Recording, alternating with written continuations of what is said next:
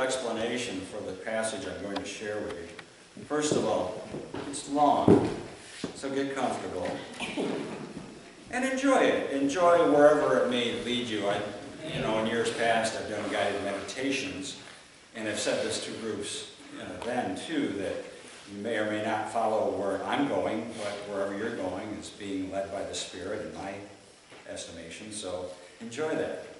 But it is it's Psalm 145, and it's not Psalm 145 strictly out of the Bible. It's actually a translation done by Nan C. Merrill, and I've used others of hers over the years, in a book called Psalms for Praying.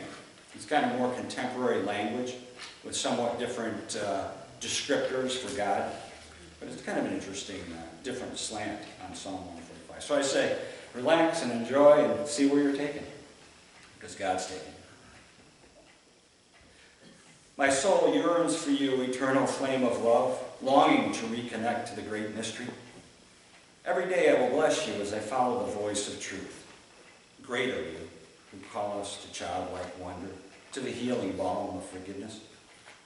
Each generation must learn anew the efficacy of silence, the wisdom of turning inward, that your light might be their guide to holiness, and your love nurture them toward wholeness.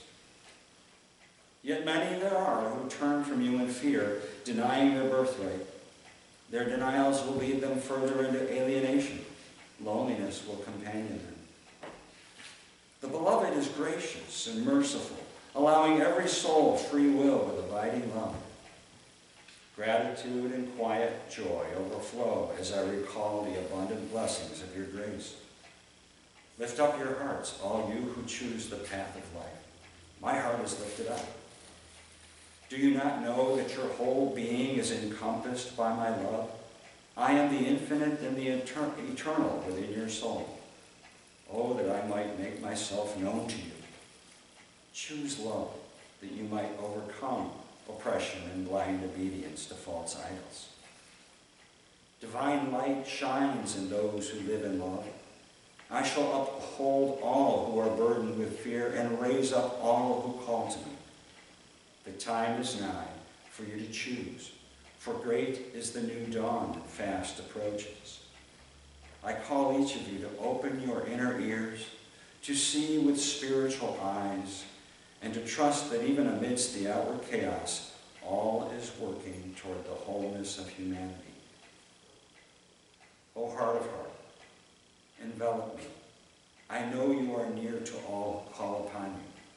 Bring to my recollection all that I've denied, that I might be accepting and free to help rebuild the soul of the world with radical trust, love, and wonder. When I speak, let it be of blessing and gratitude. Let your glory within me shine out to the world. So ends the reading of God's holy word.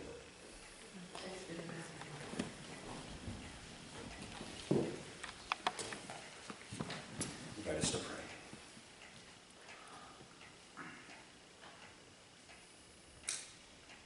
Gracious God, this is a long and rich prayer, and a very old one as well. It's been said, it's even been memorized by countless faithful over the years and the millennia. Each one it speaks to in the particularities of their lives. We ask that this, whatever fragment, whatever rich piece of this prayer we carry with us, or perhaps a general sense of it, will go with us and bless our living this day and this week. We ask this in your holy name.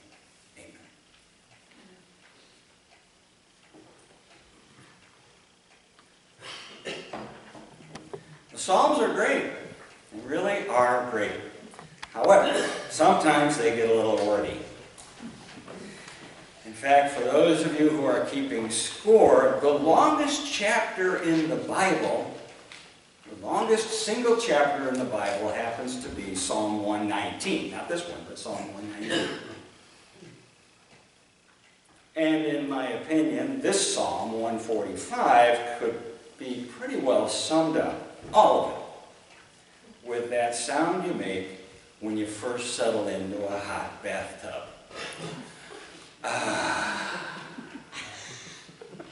Or some variation.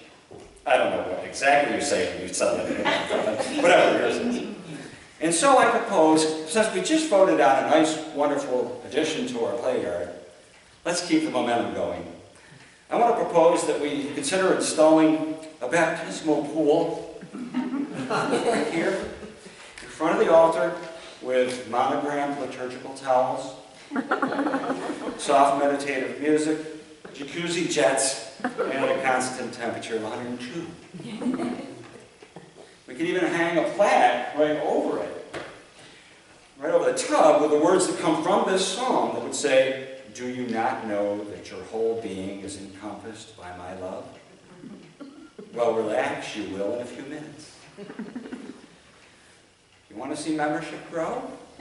Of course, our electric bill would too. But think of the irresistible attraction of those who might have cold feet about joining the church. We'll warm their feet and everything else. So I say phooey on the Jordan, chilly and cold. Come up to the hill, get a baptism worthy of the name. 30 minutes maximum per member, please. Others are waiting.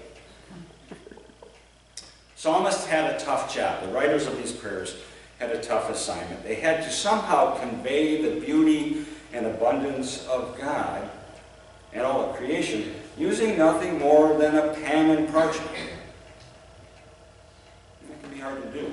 To me, it's kind of like trying to draw a rainbow with a single pencil. But God bless them, they did the best they could. But I think, as much as I love the Psalms and Scripture, there are better ways to get the message across. The message about gratitude and quiet joy overflowing as I recall the abundant blessings of your grace, which is one of the lines from the Psalm. For example, flowers are a pretty good bet. Or as the FTD slogan goes, flowers say it better, FTD says it best. All major credit cards accepted. Well, I learned something new as I was reading the commentaries about this psalm. Something that we probably never noticed unless we read it in Hebrew. How many read it in Hebrew? I've never read it in Hebrew. A few of us are doing that these days, I guess. But I need to trust the scholars that tell me that each line of this Psalm, 145, starts with successive letters of the Hebrew alphabet. So it would be like our starting a poem, first line with A, the second line with B, and so on, until the last line of the poem began with Z. That may be why it's fairly long. Perhaps if the psalm had been originally composed in New Guinea, where the alphabet has only 12 letters, it'd be a lot shorter. We'd be out of here by 11:15. But as it is what it is. And the point of this A to Z, or in Hebrew, aleph to whatever the other letter is, acrostic, which is what it is to symbolize the completeness and the fullness of God and God's generous love. Or as the psalmist puts it, I am the infinite and the eternal within your soul. I'm all there is, there ain't no more. Well, we have a hard time believing that, I think. We're duped by the message that, no, you don't need a lot more, you just need the one more thing on the shelf that we're selling. Well, I went to Walmart the other day for cat food. They have a ton of cat food. You could feed a cougar at Walmart.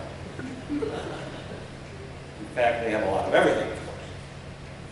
And the usual retail narcosis started to hit me, the eyes glazing over, the feet shuffling, the joy dissipating. And here I am standing in the middle of all the Christmas decorations. Everywhere.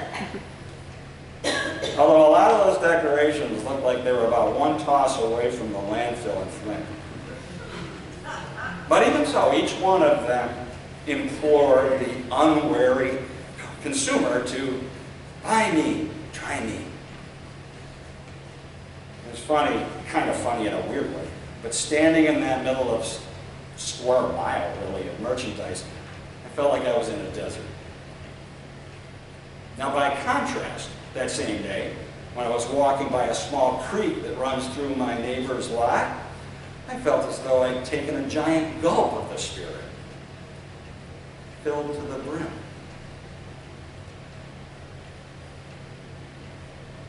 But even so, even with that experience, sometimes I'm just so slow to learn what really feeds me.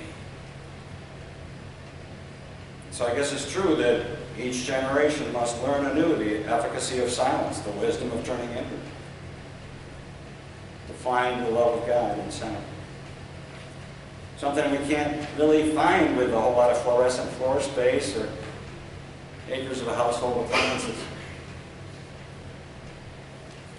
On my better days, and I think maybe you on your better days, I think we can say, I know you are near to all who call upon you. Problem is, I just don't always call upon you. I don't ask for the help or the presence that's always there. In a different translation than this one, that line reads, "The Lord supports all who stumble and makes all who are bent stand straight." Which kind of reminds me, I've been in a couple hospitals lately, but it reminds me of those little posters that I've seen in Thompson and Strong. They read, "Call, don't fall." Good idea. But everyone needs help. Everyone needs help now and again. You don't have to be in the hospital to need it. Help getting from here to there. Maybe the here is a place of discouragement or despair. And we need a little bit of a boost to get there, back there, to a place of hope and faith. God is an abundant God. But God also has a strange economy. According to the ways of the world, we give out of our abundance. With God, we often give out of our poverty. It's a weird thing about God. You probably remember the story of Jesus with the widow when she gives her last 2 coins and he marvels at her faith. But that sort of giving isn't just in Bible stories. Giving out of our poverty. Think of, I'm sure, many experiences you've had when you visited perhaps a friend that was in tough straits, maybe physically or emotionally or spiritually. And you show up at their door, knock on their door with no magic pill, no solutions, no magic bullet. You essentially show up with nothing. Nothing more than your love. And how many times, an hour or two later, you leave that home and your friend feels as though they've been given the contents of Fort Knox.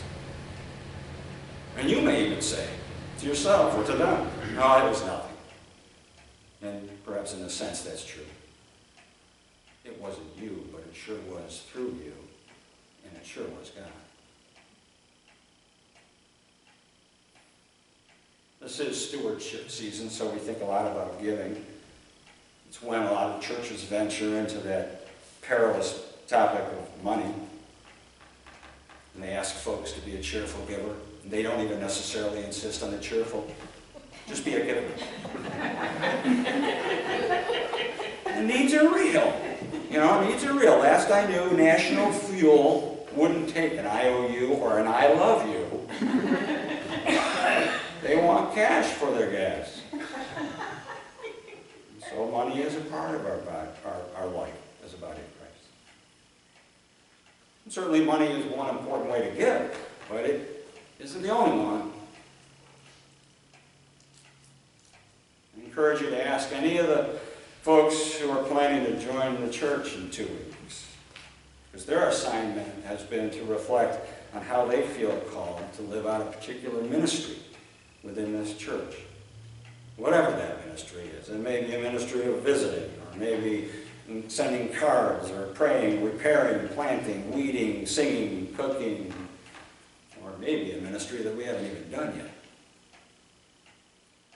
God is ridiculously lavish, And we are blessed with talents and passions we don't even know about, but that the world really needs.